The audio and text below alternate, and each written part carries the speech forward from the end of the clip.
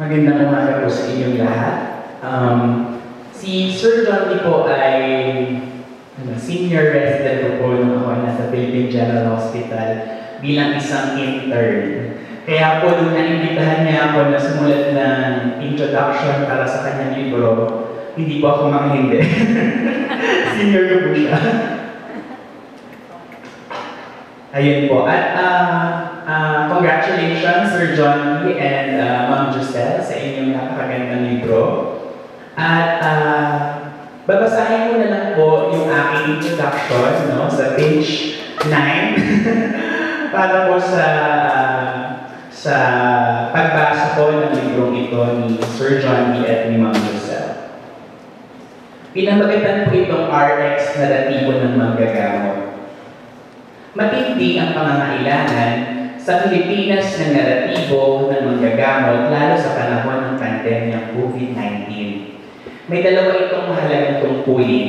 Una, ang naratibo ng manggagamot bilang tekstong mababalikan ng mga susunod na henerasyon o yung tinatawag natin sociological text at historical text. Ikalawa, ang naratibo bilang praktika na pagkapataong muli o pag-rehumanize sa manggagamot. Bilang frontliner, nakababad ang manggagamot sa alawang pagkitil ng virus, gayon din ang paisa-isang tagumpay laban sa virus. At madalas, pinamanhin ng araw-araw na traumatikong karanasan ang pakiramdam ng manggagamot. Nagiging robot sa susunod na pasyente, nagiging robot sa sarili. Mahalaga ang praktika ng malikhaing narrativizasyon para maitigan at maaksyonan ang sariling karanasan o karanasan ng pasyente. At sa kaso ng isang pandemya, ng isang bayan, mula sa lente ng isang manggagamot, mula sa lenteng mga pasyente, at ginagabayan ng Orcos ni Hippocrates. Ang narrativizasyon ng manggagamot ay pagsagip sa alaala at pagsagip sa sarili. Sa Pilipinas, may ilang nalathalang malikhaing naratibo ng manggagamot hinggil sa pandemyang COVID-19. Ang kwentong pambata na COVID ni Dr. Luis Gatmaitan, ang memoir na diary of a COVID patient ni Elizabeth McLean Stolang, ang mga tulang mapa ng pagsibol ni Ralph Lawrence Conte, at awit sa dibdib ng mga may COVID ni Joey Tapula, at mga sanaysay sa Lost in Isolation ni Christine Magagayta kung bakit kailangan magkwento ng mga gamot ni Ronnie Baticolon. Nariyan din ang second opinion ng regular na column ni Gideon Lasco sa Philippine Daily Inquirer, ang aklat serye PGH Human Spirit Project ng UP Manila sa pangunguna ni Alvin Caballes na proyekto ng UP Manila ay titik sa mga naratibo ng manggagamot at maging ng mga medical student. May 3 volume ito na pinanugutan din ng mga manggagamot na taga-UP. At napakarami pong contributors at tuligyong ito na hindi ko naiisa-isahin. At may mga naratibo din itinanghal ng mga manggagamot sa 2 episode ng Hilang at Hilom, Doctors Fighting the Pandemic sa ikalawang taon ng seryeng ganap ng UP Likhaan noong 2021, kasama sina Justin Liu, Maria del Carmen Castillo, Lance Catedral, Ponte, Renisito, Ianco, Suluknen, Noel Pingoy, Razon Gonzales at Celestine Trinidad. Kapansin-pansin na sa mga naratibong ito ng mga manggagamot, nag-iisang tinig at nag-iisang naratibo ang maliliit na naratibo. Fiction o non-fiction man, na ang mga manggagamot ay tao din, natatakot, nababalisa, napapagod, nagagalit, namamatay sa gitna ng pandemya at korap na gobyerno. Kaya naman, mainit ang ating pagtanggap sa mikrobyang maliit, pandemyang pasakit ni Johnny Buensalido kasama ang siniswa ng kanyang kabiyak, Giselle Soria Buensalido, bilang dagdag sa lokal na narrativizasyon ng pandemyang COVID-19.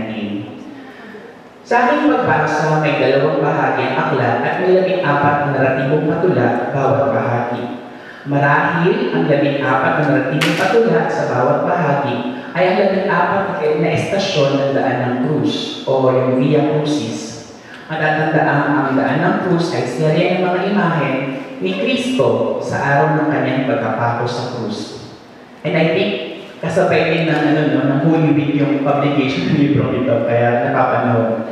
Gayon din ang mahal na araw na maituturing ang danas ng pandemyang COVID-19 sa bansa na pinalalapan ng kasumpasang pamamahala ng mga programa kontra COVID-19 na kapwa-alirap sa pasyente at doktor. May dagdag perspektiba ang autor bilang isang espesyalista sa infectious diseases. Kapansin-pansin ang mga detalye sa evolusyon ng lubukang COVID-19 sa naratibo at ang pagpapasimple ng mga konsepto halimbawa ng bakuna. Magaang basahin ang naratibo ni John Dee dahil sa banayad na pagsasalaysay ng lokal at paminsang pandaigdigan na kasaysayan ng pandemyang COVID-19 na may pagbabalik tanaw sa Revolusyong 1896 lalo na sa kapwa magagamot Jose Rizal at mga naunang pandemya tulad ng pandemyang flu noong 1918. May kritika din ang persona o yung persona sa tula sa lantarang nepotismo at pamamahala laban sa pandemya sa Pilipinas. Sa tulang hari, malalita niyang kinaparumitan ng mataas na opisyal na nag-aas ng hari. And I quote, "Hari ng sablay, hari ng yabang, hari ng taray, hari ng mga walang galang." End quote. Hindi nag-iisa ang persona sa galit at paranggit. Noong Oktubre 2021, inilabas ang manifesto A Collective Expression of Indignation and the Call to Action ng Philippine College of Physicians, kasama ang iyong dating dalhin ng kagawaran ng kalusugan at higit sa 300 na doktor at manggagawang pangkalusugan bilang pagtindig laban sa pang-aabuso, malingamit at pagbubulsa sa pera ng taong bayan sa panahon ng pandemya. Sa tulang magnanakaw na pagtubo ng bigote, ipinaalala sa atin na maraming maskara ang magnanakaw. And I quote, "Ang salot ayaw di magpahuli, tumatakas, binabago ang itsura't sarili." End quote. Matalibang na abilidad ang salarin, pinaghahandaan niya ang kanyang huling pagbabalik. Napapanahon ang paalaalang ito sa lantarang historical distortion sa kasaysayan ng Pilipinas. Nagbabalik ang mga mandarambong, lalo't panahon na naman ng eleksyon.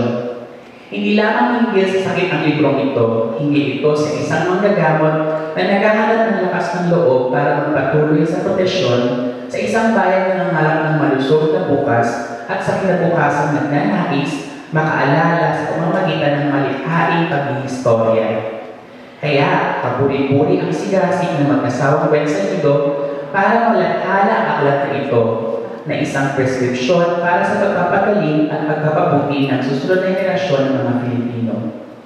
Isang balintuna o ano bang balintuna? Paradox ang pagbubura ni John Dee sa tulang Ala Juventud Filipina ni Rizal. Pinasangkapan ni John Dee ang blackout poetry upang lumikha ng bagong islang diwa o insight mula sa original na tula. Tunay na bukal ng karunungan ng mga pamanang likha ni Rizal.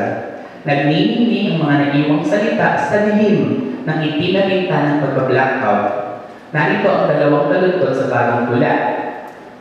I quote, "Ang sarap ng may tinig sa gabing tahimik." End quote. Kapwa panawagan at gantimpala ang masarap na tinig sa gabing tahimik para sa lumilikha ng tinig at sa nakikinig. Kung sa bagay, aanhin nga naman ang tinig kung walang taingang makikinig o sa nakasulat na tinig kung walang matang titigig. Sa panahon ng maikling atensyon at memorya lalo sa social media, mahalagang maisulat ang tinig ng hindi malimot. Mali ang kasabihang walang gamot ang limot, pagkat mayroon. So congratulations, Sir John Dee and Ma'am Giselle sa inyong bagong aklat.